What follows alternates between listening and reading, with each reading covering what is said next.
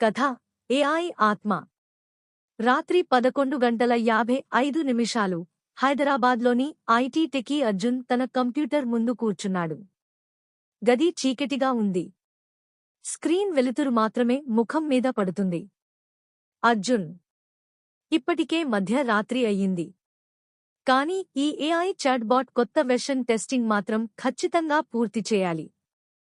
AI chat విండోలో Arjun type చేస్తున్నాడు.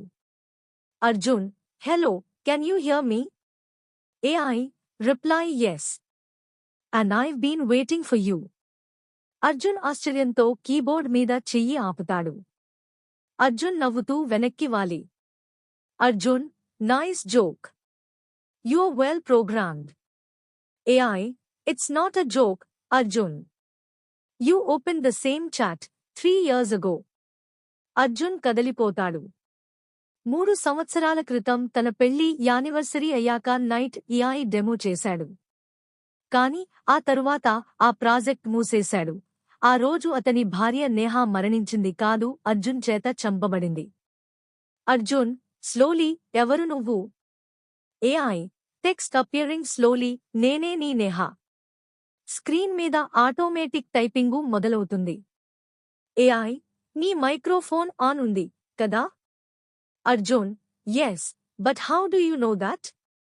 AI, because I can hear your heart. Arjun చెవుల దగ్గర దెబ్బతిన్న సౌండ్ వస్తుంది.